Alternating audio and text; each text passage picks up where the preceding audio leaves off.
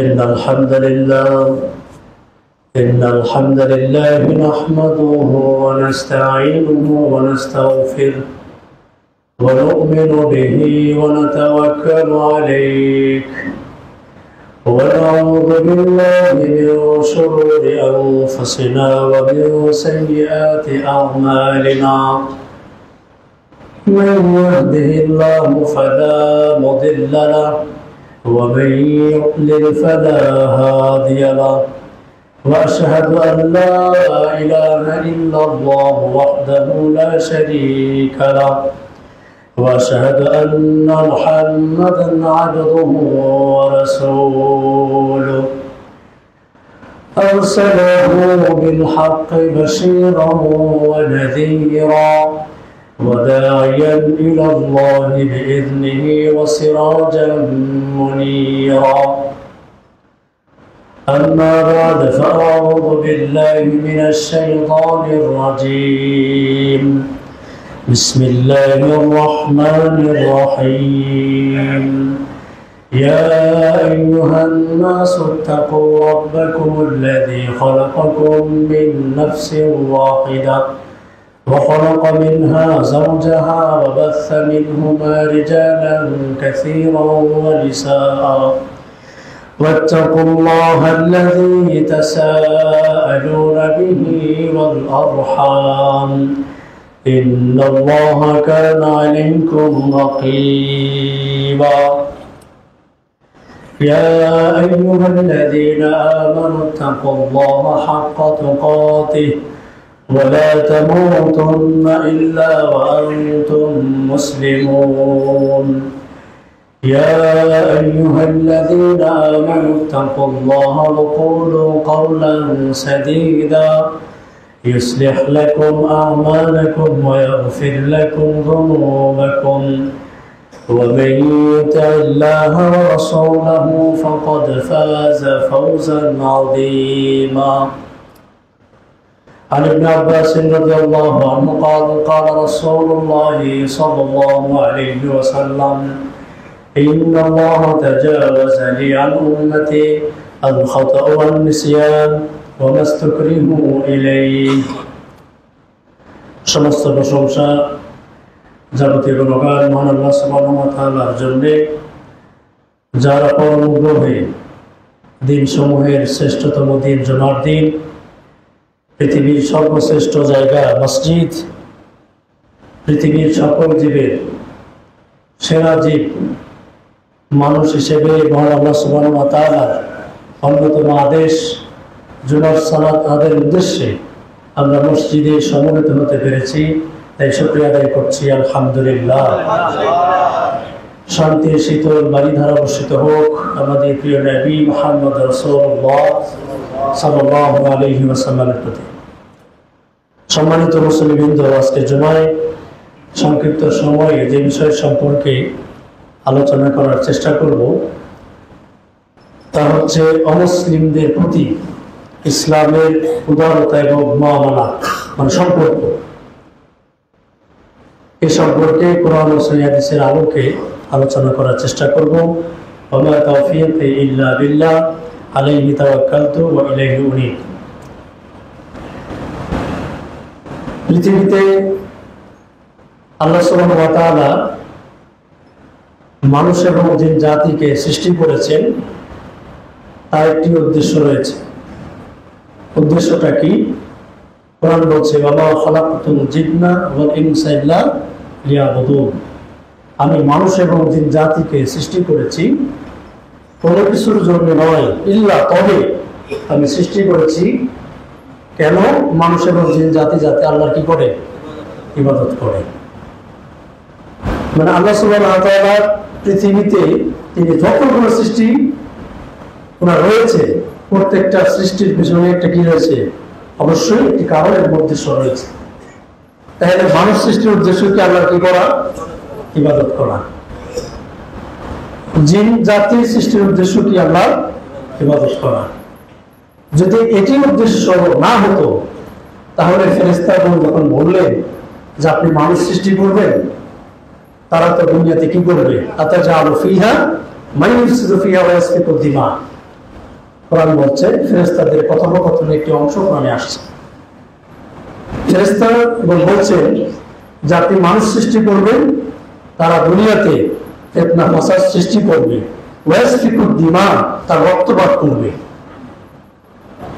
তখন তাদের প্রতি উত্তরে আল্লাহ সুবহানাহু ওয়া তাআলা বললেন, ক্বালা ইন্নী, নিশ্চয়ই আমি, আ'লামু মা লা তা'লামুন, আমি যা জানি তোমরা তা জানো না।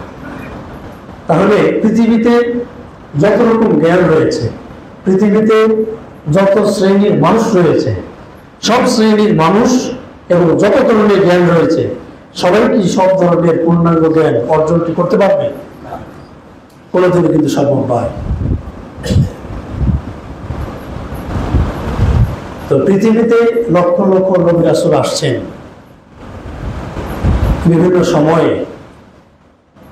তো সর্বশেষ যিনি নবী হিসেবে এসেছিলেন তিনি কিন্তু নবী এবং রাসূল, তিনি নবী এবং রাসূল। সর্বশেষ নবীর নাম কি? কিন্তু আমাদের দেশে যারা কাদিয়ানি আকীদা লালন করছে, তারা তো রাসূল যে শেষ নবী এটা কিন্তু তারা মানছেন না। আবার আরেকটা গ্রুপ আছে, তারা বলছেন যে শুধু কোরআন মানতে হবে, হাদিস মানা যাবে না। তাদেরকে বলা হচ্ছে আহলে কোরআন। নামটা খুব চমৎকার, আহলে কোরআন। তারা বলছেন যে শুধু কোরআন মানতে হবে, হাদিস মানা। হাদিসের মধ্যে বহু ঝামেলা আছে, জাল, জয়ীফ, মাওযু, অনেক রকম প্রকার ভেদ আছে। যেহেতু এটা শ্রেণী বিন্যাস করতে গিয়ে, হাদিসের স্তর সাজাতে গিয়ে যেহেতু হাদিসের সমস্যা আছে, এটা গ্রহণ করা যাবে না। আবার ইরানে অধ্যুষিত এলাকায় বা রাষ্ট্রে যাদের জন্ম, তাদের একটা অংশ রয়েছে, তারা বলছে যে কোরআন পূর্ণাঙ্গ নয়। কোরআন কি নয়? পূর্ণাঙ্গ নয়। কোরআন নাজিল হওয়ার কথা ছিল আলীর উপরে, কিন্তু নাজিল হয়েছে কার উপরে? রাসূলের উপরে। সেই দলটার নাম কি? শিয়া। সেই দলটার নাম শিয়া। তাতে অনেক আকীদা আছে, যাদের সংক্ষিপ্ত সময়ে হয়তোবা আলোচনা করা সম্ভব হবে না। তো এরপরে দেখেন আমাদের বাংলাদেশে মাজারপন্থী আছে না? যত মাজার দেখবে, কোনো মাজার কিন্তু মহাসড়কের উপরে নেই, সড়কের উপরে কোনো মাজার নেই। মাজার যা আছে সব কোথায়? সড়কের উপরেই। কিন্তু কোনো মাজার দেখবেন না যে রেল লাইনের উপরে। কারণ রেল লাইনের উপরে মাজার যদি করে, তারা ট্রেন কি দাঁড়ায়? ট্রেন তো স্টেশন ছাড়া দাঁড়াবে না। ওরাও চালাকি করে একটা উদ্দেশ্য বানাইছে ওভাবেই যে আমরা যত মাজার করবো সব কোথায়? সড়কের পাশে। রেল লাইনের উপরে যদি মাজার করে, ট্রেন তো দাঁড়াবে না, ট্রেন তো বাবার উপর দিয়ে চলে যাবে। তাহলে মুরিদও শেষ, বাবাও শেষ। আমি যেটা বোঝাতে চাচ্ছি সেটা হচ্ছে আমাদের বাংলাদেশ বহুমাত্রিক, অনেক রকমের একটা সম্ভাবনাময় দেশ। এই দেশকে আন্তর্জাতিক হোক, পার্শ্ববর্তী দেশ হোক, বিভিন্ন সময়ে আমাদেরকে আক্রমণ তারা করে থাকে। সেটা আকীদার উপর হতে পারে। আকীদার উপর তো আছে। আপনি দেখেন কোরআন এবং সহিহ হাদিস মানবেন, কিছু মানুষ বলবেন এটা আবার কোন গ্রুপ? আপনি যদি ইসলাম বুঝতে চাই, কি দিয়ে বুঝবো বলেন তো? কোরআন এবং হাদিস দিয়ে বুঝতে হবে। এখন আমি যদি কামারজুরি হাই স্কুল বলেন, কামারজুরি কলেজ বলেন, জাতীয় বিশ্ববিদ্যালয় বলেন, জাতীয় বিশ্ববিদ্যালয় তো এখানেই, তাই না? জাতীয় বিশ্ববিদ্যালয়ে তিনি ভিসি আছেন, প্রভিসি আছেন, রেজিস্ট্রার থাকে, অনেক ঊর্ধ্বতন অনেক কর্মকর্তারা থাকেন। আমি তাকে দিয়ে যদি ইসলাম বোঝার চেষ্টা করি, ইসলামকে বুঝতে পারবে? ইসলাম কি ব্যক্তি দিয়ে বোঝার জিনিস? ইসলাম কি নবী রাসূল দিয়ে বুঝে ফেলবেন পুরোটাই? জি না। আল্লাহ সুবহানাহু ওয়া তাআলা তার কোরআনে বলছেন যে হে পৃথিবীর মানুষ, তোমরা যদি, তিনি মানুষকেও সতর্ক করছেন, পাশাপাশি যে নবীর উপরে কোরআন নাজিল হয়েছে সেই নবীকে বলছেন লাইনা শাক্কা লা বাতান্না আমালু, হে নবী আপনি যদি শিরক করেন, লাইনা শাক্কা, যদি আপনি কি করেন? শিরক করেন, লা বাতান্না আমালু, আপনার আমল কি করে দেওয়া হবে?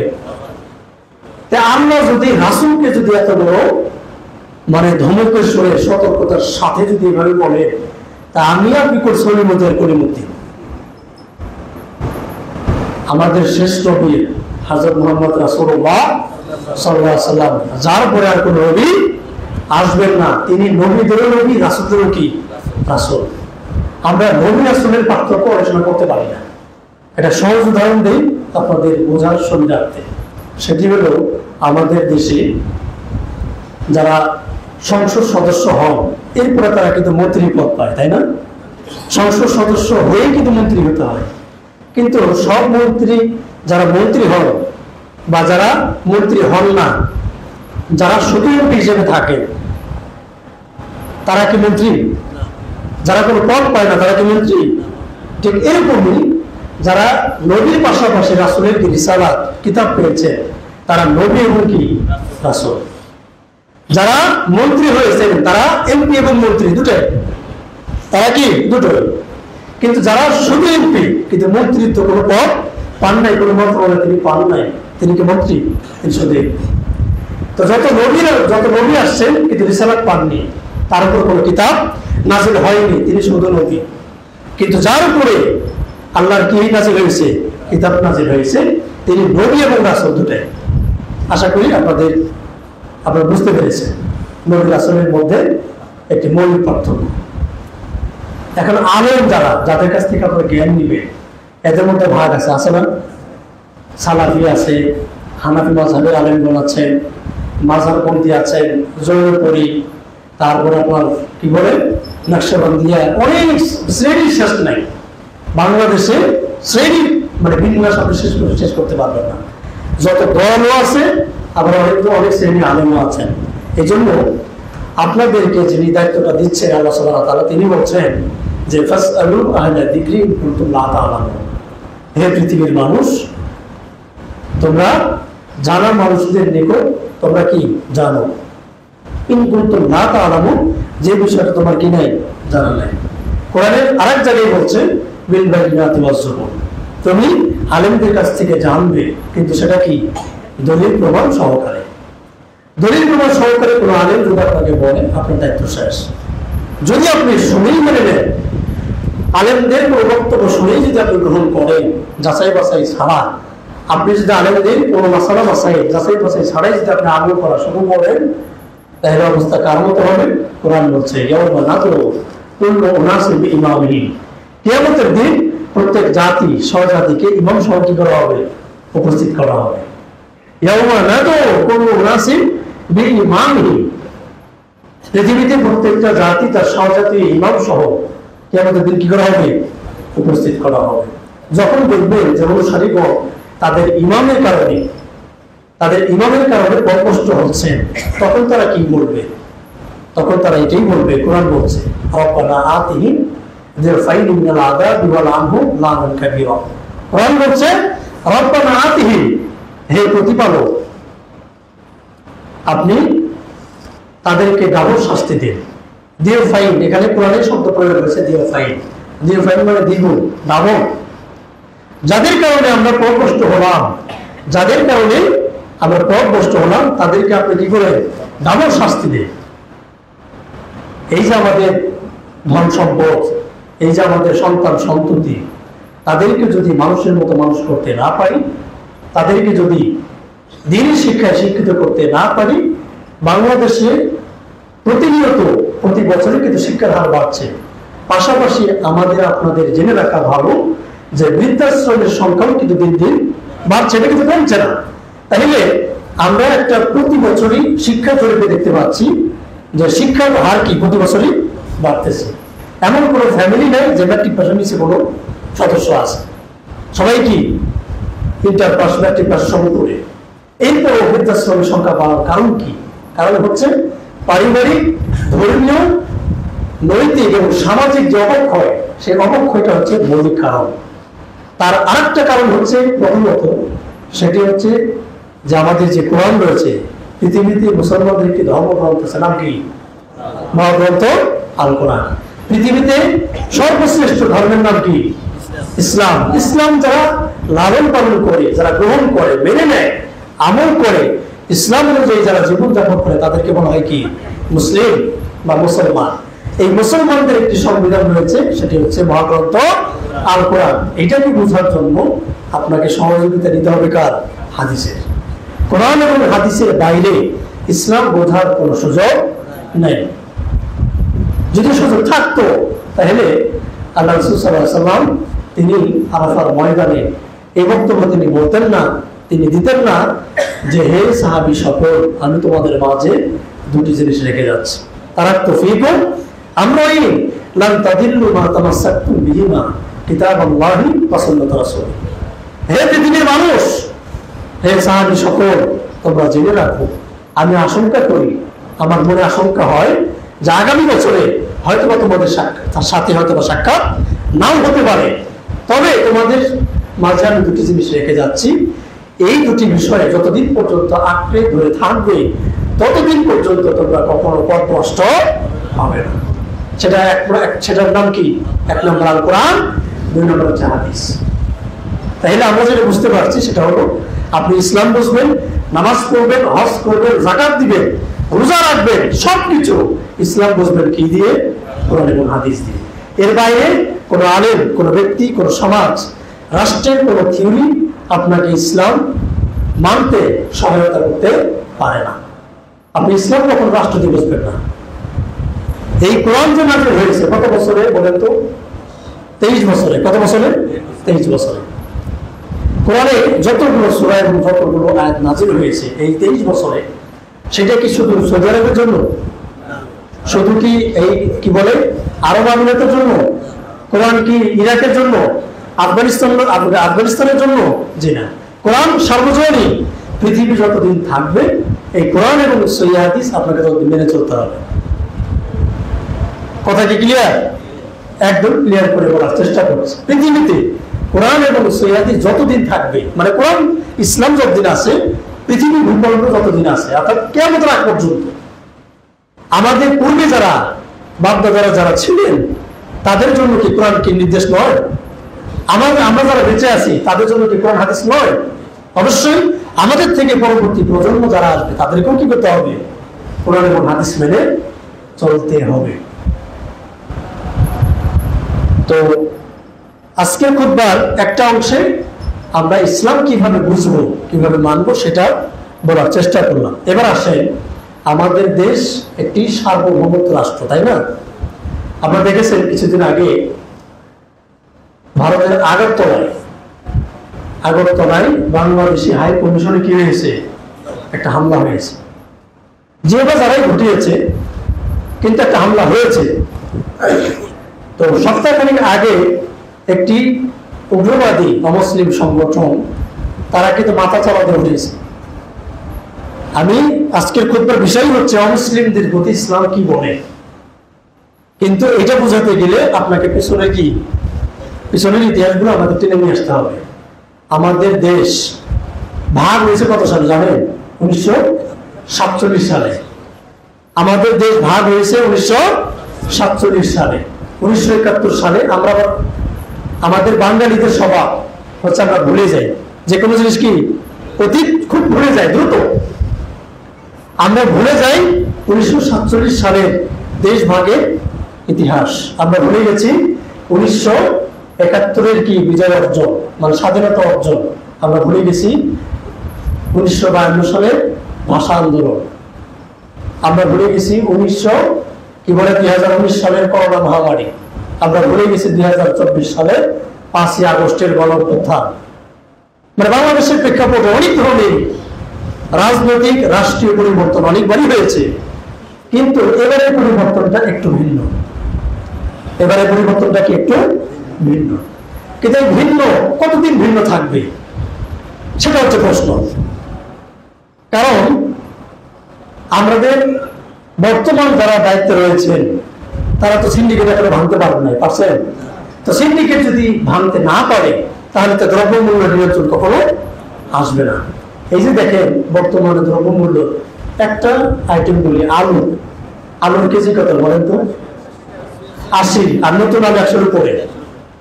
মানে নতুন আলু কি সেঞ্চুরি পার করছে, কবে না জানি কি ডাবল সেঞ্চুরি করে ফেলে। এই যে দ্রব্যমূল্য যারা সিন্ডিকেট করছে, সিন্ডিকেট করার কারণে কি দ্রব্যমূল্যের দাম কিন্তু বাড়ছে। কিন্তু এই শস্যগুলো, এই দ্রব্যমূল্য যখন ক্ষেত থেকে, মাটি থেকে যখন ট্রাকে উঠে লোড করা হয় তখন তার দাম থাকে কত? 15 থেকে 20, সর্বোচ্চ 30 টাকা। সেটা যখন হাত বদল হচ্ছে, হাত বদল হয়ে ভুক্তভোগী পর্যন্ত ভোক্তা পর্যন্ত আসতে তখন তার দাম হয়ে যাচ্ছে কত 100। এই গত পরশুদিন পত্রিকা একটা কলাম করলাম, এক লোক উনি দালালি মারা যায়, তিনি বলছেন মানে তাকে ধরছেন আর কি, ভোক্তা অধিকার লোকজন তাকে ধরছে, তিনি কি করছেন কারণ বাজার থেকে শ্যাম বাজার একটা জায়গা আছে যাত্রাবাড়ির দিকে সম্ভবত, এই কারণ বাজার থেকে তিনি শ্যাম বাজারে কি করছেন মালামাল পার করছেন, কাঁচা বাজার পার করে দিয়েছেন। এই শুধুমাত্র এই 1-2 ঘন্টা যে সময়টা লাগছে কারণ বাজার থেকে শ্যাম বাজার মধ্যে গেছে, এইটুকুর মধ্যে তিনি এই এক টিপে তিনি লাভ করেছেন 1,48,000 টাকা। কত লাভ করছেন? প্রায় 1.5 লক্ষ টাকা। কি বুঝলেন? এই আল্লাহ ওলি কি একজনই হচ্ছেন? কারণ বাজার আল্লাহ ওলি কি একজন না। আল্লাহ ওলি এই কামারজুরিতেও আছে, আল্লাহ ওলি এই বোট বাজারেও আছে, আল্লাহ ওলি জয়দেবপুরেও আছে, আল্লাহ ওলি শ্রীপুরেও আছে, গাজীপুরেও আছে। সারা বাংলাদেশে রং বেরঙে আমাদের কি এই দালালেদের চক্র, সিন্ডিকেটের চক্র, তারা কি একবার ঐক্যবদ্ধ জটলা বেঁধে আছে। এটা যতদিন পর্যন্ত আমরা ভাঙতে না পারবো ততদিন পর্যন্ত দ্রব্য মূল্য জনসাধারণের ক্রয় ক্ষমতার ভিতরে আসবে না, দামের কম থাকবে। অথচ আল্লাহ রাসূল সাল্লাল্লাহু আলাইহি ওয়াসাল্লাম বলছেন, যে ব্যক্তি দাম বৃদ্ধির আশায়, বেশি লাভের আশায় যে ব্যক্তি কি করবে, দ্রব্যমূল্য সিন্ডিকেট করবে, রক্ষণ করবে, মানে জিনিসপত্র দ্রব্যমূল্য কি করবে নিজের কাছে গচ্ছিত রাখবে, সেই ব্যক্তি সরাসরি জাহান্নামে যাবে। হাদিস তো সহিহ। আমাদের আখিরাতের ভয় নাই, আখিরাতের ভয় আমরা হুজুরদের মধ্যে রাখছি। আখিরাতের ভয় কাদের উপরে? পুরো হুজুরদের কাজ। দুনিয়াতে জমি জমা যা আছে, দুনিয়াতে কাপড় চোপড় কেনাকাটা, দৈনন্দিন বাজার ঘাট, পরিবার, বাড়ি ঘর, গাড়ি বাড়ি সবকিছু এটা বোঝার জন্য আমি একাই যথেষ্ট, তাই কিনা? 100তে 100 সবকিছু যাচাই বাছাই করে আমি বুঝে নিচ্ছি কোনটা ভালো, কোন গাড়িটা ভালো, কোন কাপড়টা ভালো, কোন জামাটা ভালো, কোন খাবারটা ভালো, সবকিছু আমি যাচাই বাছাই করছি। 16তে 16 আমি 100তে 100। আর যখন ইসলামের বিষয়গুলো আসে, আকীদার বিষয়গুলো আসে, নামাজ রোজা হজ যাকাতের ব্যাপারগুলো আসে, তখন আমরা বলি এটা হুজুরদের কাজ, এটা আলেমরা বুঝবো। মানে আপনার কবরের দায়িত্ব হুজুরকে দিয়ে রাখলেন, আপনার কবরে কি আমি যাবো? কোন আলেম যাবে? আলেমের কবরে কি আপনি যাবেন? তাইলে আপনার কবরে আপনি যাবেন, আমার কবরে আমি যাব। এই জন্য আকীদা আমার শুদ্ধ কিনা, তাওহীদটা আমার সঠিক কিনা, এটা যাচাই বাছাই কাকে করতে হবে? আমাকে নিজেকেই করতে হবে। আল্লাহ রাসূল সাল্লাল্লাহু আলাইহি ওয়াসাল্লাম বলেন, কুল্লুকুম রাঈন ওয়া কুল্লুকুম মাসউলুন আন রাঈয়াতিহি। পৃথিবীর প্রত্যেকটা মানুষই দায়িত্বশীল, প্রত্যেক মানুষকে কিয়ামতের দিন তার দায়িত্ব সম্পর্কে জিজ্ঞাসা করা হবে। তার মানে আমাদের যারা অভিভাবক যারা আছে, আমাদের ছেলে মেয়ে যারা আছে, তাদের প্রতি কি আমরা দায়িত্বশীল? আমার ছেলে মেয়ে ঠিক মতো নামাজ পড়ছে কিনা, তারা ঠিক মতো সিয়াম পালন করছে কিনা, এই দায়িত্ব কে পালন করবে? বাবা মা করবে। বাবা মা ছেলে মেয়ে যারা বড় হচ্ছে, কর্মক্ষম হয়েছে, বিয়ে শাদী করেছে, তাদেরও দায়িত্ব কি? বাপ মার কি করা? সেবা করা। যদি আমরা সেবাটা না করি শেষ বয়সে, তাইলে ওই যে একটা ঘটনা বলেছিলাম, জাহাঙ্গীরনগর বিশ্ববিদ্যালয়ের এক অধ্যাপক, তিনি বলছেন যে আমার 4টা ছেলে মেয়ে আজকে কোথায় আছে? বিদেশে কোনো বাড়ি জমিয়েছে। 4জন ছেলে নেই, BCS cadre, engineer, MBBS doctor, একদম প্রতিষ্ঠিত। কিন্তু এই লোকটার শেষ বয়সে স্থান হয়েছে বৃদ্ধাশ্রমে। সেই লোক বলছে যে আমি যদি আমার ছেলে মেয়েদেরকে, আমি আমার সন্তানদেরকে যদি দ্বীনি শিক্ষায় শিক্ষিত করতে পারতাম, আমি আমার সন্তানদেরকে যদি নামাজ রোজা হজ যাকাত কোরআনের শিক্ষা যদি শিক্ষা দিতে পারতাম, তাহলে আজকে আমার ঠিকানা বৃদ্ধাশ্রম হতো না। জাহাঙ্গীরনগর বিশ্ববিদ্যালয়ের অধ্যাপক, বুঝতেছেন আপনি? তাহলে আজকে আমাদের শিক্ষাটা কোথায়? ইতিপূর্বে যারা রাষ্ট্র পরিচালনা করেছে তারা যতগুলো জায়গায় হাত দিয়েছে, তার মধ্যে একটা হাত দিয়েছে কি? শিক্ষা ব্যবস্থা। শিক্ষা ব্যবস্থা একদম করুণ পরিস্থিতি। এটা থেকে আমরা আশা করছি দ্রুত যাতে উত্তরণ হয়, সেই আশায় আমরা করছি। আল্লাহ সুবহানাহু সেই তৌফিক দান করুক, আল্লাহুম্মা আমিন। এরপর আসেন যে আমাদের সন্তানদের ব্যাপারে এখন আমরা কোন মাস অতিক্রম করছি? ডিসেম্বর মাস। ডিসেম্বর মাস শেষ হবে, এরপর জানুয়ারি মাস। এখনই সময় আমাদের সন্তানদের নিয়ে কি ভাবতে হবে, সিদ্ধান্ত নিতে হবে আমাদের ছেলে মেয়েদের কি কোথায় পড়াবো। আপনার ছেলে মেয়েদেরকে অবশ্যই মাদ্রাসায় দিবে, অবশ্যই মাদ্রাসায় শিক্ষায় তাদেরকে শিক্ষিত করার চেষ্টা করবে। তাদেরকে ক্লাস 9-10 পর্যন্ত পড়ানোর পরে এরপর আপনি অন্য জায়গায় দেন, যাতে আপনি মারা গেলে আপনার সন্তানটা যাতে কি করতে পারে, জানালা পড়াইতে পারে। আপনি মারা গেলে আপনার সন্তানটা যাতে লাশ কাঁধে নেয়, আপনি অসুস্থ হলে আপনার সন্তান যাতে কি পাশে বসে দোয়া করতে পারে। আর আপনি যদি মাদ্রাসায় না পড়ান, মানে দিনই শিক্ষা তাদের ভিতরকে যদি না দেন, তাহলে আপনি অসুস্থ হলে ও টেনশনে থাকবে যে বা কখন তো যায় পরিস্থিতি, যাই তাড়াতাড়ি উকিলটা নিয়ে আসি, কিনে আসবে সে উকিল নিয়ে আসে, উকিল নিয়ে এসে জোর করে মনে করেন কি দিবে, তখন তার স্বাক্ষর করার সময় থাকবে না বা শক্তিও থাকবে না। তখন উকিল এনে কি করবে, মানে টিপ সই দিয়ে জমিটাকে ভাগ করে নেওয়া যায়, সে থাকে ওই তালে। আর যদি আপনার সন্তানকে 5 ওয়াক্ত নামাজি বানান, কোরআনের শিক্ষায় যদি শিক্ষিত করেন, তাহলে আপনি যতদিন পর্যন্ত বেঁচে থাকবেন পৃথিবীর বুকে, আপনি ততদিন সম্মানের সাথে বাঁচতে পারবেন, এটা নিশ্চিত। আপনি ধরে নেন, যদি আমাদের ছেলে মেয়েদেরকে সেইভাবে যদি কোরআনের মুসাইয়াদিসের আলোকে দিনই শিক্ষা শিক্ষিত করতে না পারি, তাহলে আবার আপনার ঠিকানা কোথায়, বৃদ্ধাশ্রম। এটা আপনি ধরে নেন। এক ছেলে তার বাবাকে শেষ বয়সে গলায় দড়ি বেঁধে টেনে হেসড়ে নিয়ে যাচ্ছে। এই মনে করেন টিনের বেড়া পর্যন্ত নিয়ে গেছে। নিয়ে যাওয়ার পরে সেই বাবা তার ছেলেকে বলছে যে বাপ তো একটু দাঁড়া। তখন ছেলে বলছে কি সে বলো, তুমি বুড়া বয়সে খুব জ্বালাইছো। মানে মানুষ বয়স হয়ে গেলে কিন্তু মানুষ কি হয়ে যায়, মানে ছোট বাচ্চাদের মতো হয়ে যায়, কথা বার্তা এলোমেলো বলে ফেলে, মানুষের স্মরণশক্তি কি কমে যায়। আবার অনেক বাবার কারণে, কথাবার্তার কারণে ফ্যামিলিদের মধ্যে কি হয়, অনেক সময় সমস্যা তৈরি হয়। তো তুমি অনেক জ্বালাইছো, তুমি আর কথা বলবো, তোমার আজকে বাড়ি থেকে বাইরে ফালাই দিয়ে আসবে। তো তখন ওই বাবা তার ছেলেকে বলছে যে তুই আর আমরা আর টানিস না কেন। সেই বাবা তার ছেলেকে বলছে, মানে ট্রেনের উপর তো নিয়ে গেছে, ওই উপর তো নেওয়ার পর তো থেমে গেল। থেমে যাওয়ার পরে ওই বাবা তার ছেলেকে বলছে, তোর দাদার আমি তাই এই বুঝতেই আনছিলাম। বোঝেন নাই মনে হয়, মানে যে ছেলে তার বাবাকে গলায় দড়ি বেঁধে টেনে হেসড়ে নিয়ে যাচ্ছে, সেও একদিন তার বাবাকে টেনে হেসড়ে ওই পর্যন্ত নিয়ে গেছিল। ওই পর্যন্ত টেনে নেওয়ার কারণে তার মনে পড়ছে যে আমি তোর দাদার এই বলতে আনছিলাম, তুই আমার এবারে জায়গা পার করিস না। এই জন্য আমরা যারা বেঁচে আছি, তাদের যারা বাবা মা এখনো আছে, অবশ্যই তাদেরকে কি করতে হবে, সম্মান দেখভাল সম্পূর্ণ খরচ বহন করতে হবে। আমরা ধরেই নিয়েছি আমাদের সামাজিক কালচার, পারিবারিক কালচার, রীতিনীতি এমনটা হয়ে গেছে, যাকে আমি বিয়ে করে আনছি আমার স্ত্রী আমার বাপ মার সেবা করবে। আসলে কি তাই? কি বলেন? আমার স্ত্রী বা আপনার স্ত্রী আপনার বাপ মার সেবা করবে, এটা কি ফরজ? আপনি কোনো মাসালা দেখাইতে পারবেন? পারবেন। কিন্তু আপনার বাবা মার সেবা আপনি করবেন, সন্তান করবে, এটা ফরজ না আছে? এটা ফরজ। আপনার স্ত্রী সেবা করবে, এটা ঠিক আছে, কিন্তু আবশ্যক না। সেবা তিনি যতটুকু প্রয়োজন করবে, না করলে আপনি প্রেশার ক্রিয়েট করতে পারবেন না। কিন্তু আপনি যার সন্তান হিসেবে সেবা করা কি ফরজ, অবশ্যই আপনাকে করতে হবে। যদি ফরজই না হতো, আল্লাহ রাসূল সাল্লাল্লাহু আলাইহি ওয়াসাল্লামের কাছে এক সাহাবী এসে বললেন, হে আল্লাহ রাসূল সাল্লাল্লাহু আলাইহি ওয়াসাল্লাম, আমার মন চায় আমি জিহাদে যাব। কোথায় যাবেন? জিহাদে। তো আল্লাহ রাসূল সাল্লাল্লাহু আলাইহি ওয়াসাল্লাম বললেন, বাড়ি থেকে তোর মা আছে? তিনি বলছেন হ্যাঁ আছে। বলছে তোমার জিহাদে যাওয়ার দরকার নেই, জিহাদে যাওয়ার প্রয়োজন নাই, তুমি তোমার কি করো, বাড়িতে বাপ মার সেবা করো।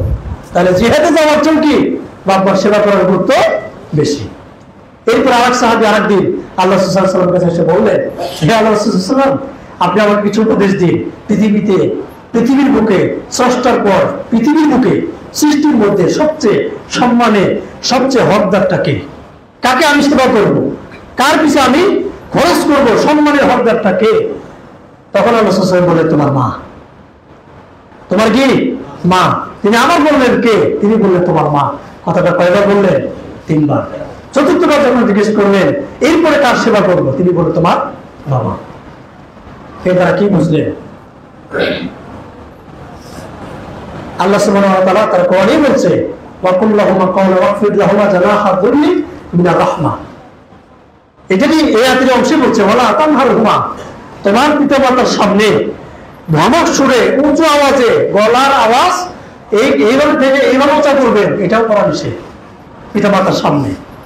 আগে এক সময় আমরা দেখতাম শুনতাম যে বাড়িতে যখন বাবা আসতো বাইরে থেকে একটা কাশি দিলে বাড়ি সব কি হয়ে যেত, চলাফেরা সব কি থেমে গেছে, সব ঠান্ডা হয়ে গেছে। এখন কিন্তু সেই অবস্থা আছে? এখন বাপ মায়েরটা কি সন্তানদের ভয় থাকে যে কখন না জানি আমার কাছে বের করে দেয়, কখন কি বলে ফেলি, কখন যে কি হয়ে যায়। মানে বাপ মাই কি সন্তানের টেনশনের মধ্যে থাকে। তার কারণ জেনারেশন, সভ্যতা, শিক্ষা, পারিবারিক শিক্ষা, নৈতিক সামাজিক কালচার কি হয়েছে, পরিবর্তন হয়েছে। সময় যাবে অনেক কিছু পরিবর্তন হবে, পরিবর্তন হওয়াটা স্বাভাবিক কিছু না। আগে বাবারা বিয়ে করছে কত বছর বয়সে, বাবারা বিয়ে করছে কত বছর বয়সে, আর আমরা বিয়ে করতেছি কত বছর বয়সে। আগে কোন সিজার বলতে কোনো শব্দ ছিল না, হাসির ছিল 30 বছর আগে কোনো সিজার ছিল না। এখন সিজার ছাড়া আপনি কোনো ডেলিভারি নেন। আমরা এমন এমন খাবার খাচ্ছি যেটা আদম আলাইহিস সালাম কোনদিন খান না। ফাস্ট ফুড, পিৎজা খাই না এগুলো। যত আমাদের নিত্য নতুন খাবারের আইটেম বাড়ছে তত কি মানব দেহে অসুখ বিসুখের কি ধরনও বাড়ছে। আর আমরা ধরে নিছি যে আমেরিকা, রাশিয়া যে উন্নত রাষ্ট্র তারা অনেক ভালো আছে। জি না, ইসলামের বাইরে যারা জীবনযাপন করে তারা কখনো কি নয়, সুখী নয়। উন্নত দেশ মানে উন্নত জীবন তা কিন্তু না। আমেরিকার মতো ইউরোপ কান্ট্রির দেশে সবচেয়ে বেশি সুইসাইডের সংখ্যা বেশি, এটা আপনি জানেন? আমরা কি জানি? ইউরোপ দেশ উন্নত জীবন লাইফ লিড করে, তাহলে তাদের দেশে আত্মহত্যার সংখ্যা বেশি কেন, সুইসাইড কেন করে তারা? কারণ তারা জানে যে দুনিয়াতে সব পেয়ে গেছে, আখেরাত বলতে কিছু নাই, পরকাল বলতে কিছু নাই, জীবন শেষ। এই টেনশনে সে হতাশায় ভুগে, হীনমন্যতায় ভোগে, সে ডিপ্রেশনে চলে যায়। এই কারণে সে আত্মহত্যা করে। ইসলাম কি তাই? আমরা দুনিয়াতে আসছে কি এনে কি জীবন শেষ? জি না। এই 60 বছর 70 বছরের জীবনে আল্লাহ সুবহানাহু ওয়া তাআলা আমাদেরকে পৃথিবীর বুকে পাঠিয়েছেন কি জন্য? আখিরাতের জন্য। এই দুনিয়াটা আমাদের স্থায়ী ঠিকানা নয়। স্থায়ী ঠিকানা কোথায়? জান্নাত।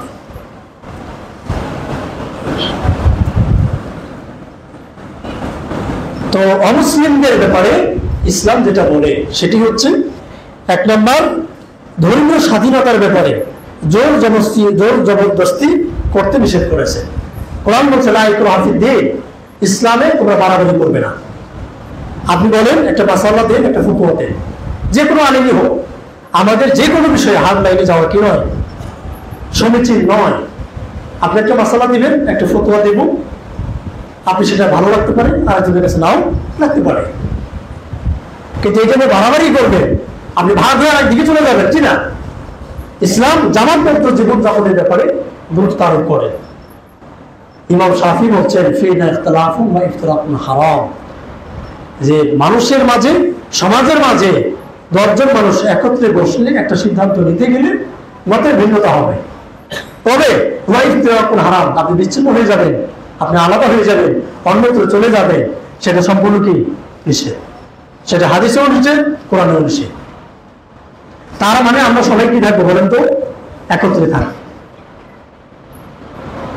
10 লাঠি একে বোঝা, এইটা আপনি যতদিন বুঝতে পারবেন, তাহলে আমাদের বাংলাদেশে যত রকম আক্রমণ হবে, যত রকম ষড়যন্ত্র হবে, সব ষড়যন্ত্র আমরা কি করতে পারবো? মোকাবিলা করতে পারবো।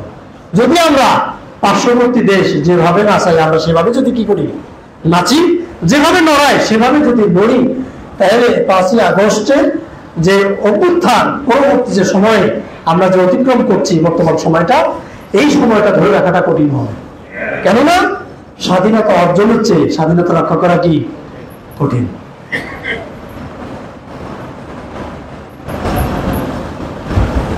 দুই নম্বর, অমুসলিমদের ব্যাপারে ইসলাম কি বলে? যে সবার সাথে ন্যায় বিচার কি করা? প্রতিষ্ঠা করা। কোরআন বলছে ইয়া আইয়ুহাল্লাযীনা আমানু কুনু কাওয়ামিনা লিল্লাহি শুহাদা বিল কিসত, তোমরা পরস্পরের নিজেদের মধ্যে কি করো? ন্যায় ইনসাফ প্রতিষ্ঠা করো। তাহলে অন্য ধর্মে যারা আছে, আমাদের দেশে হিন্দু থাকবে, খ্রিস্টান থাকবে, বৌদ্ধ থাকবে, তারা সবাই থাকবে। আমাদের দেশ কি হিন্দু দেশ না মুসলিম দেশ? তাহলে মুসলিম দেশে যারা হিন্দুরা যারা থাকবে তারা কি এখন বাড়াবাড়ি করতেছে না? কি বলেন, বাড়াবাড়ি করছে না? আমাদের ভারতের বাবরি মসজিদ 50 বছর আগে ছিল বাবরি মসজিদ, সেটা বর্তমান সরকার যারা আছে বিজেপি পার্টি তারা কি ওটা মন্দির বানাইছে না? ভাঙিনা? কি বলেন, ভাঙিনি? তাই মুসলমানদের জায়গায় একমাত্র পৃথিবীর বুকে যতগুলো রাষ্ট্র আছে প্রায় 240টা বা এর কম বেশি হতে পারে, পৃথিবীতে যত রাষ্ট্র আছে সেই রাষ্ট্রে কোন ধর্ম মশলায় ভেঙে আর এক ধর্মের কি করা, সেখানে মন্দির নির্মাণ করা পৃথিবীর ইতিহাসে এটা প্রথম। সেটা হচ্ছে ভারতের বাবরি মসজিদ। সেটা মুসলমানদের ইতিহাস এবং ঐতিহ্যের একটি জায়গা হচ্ছে বাবরি মসজিদ। সেই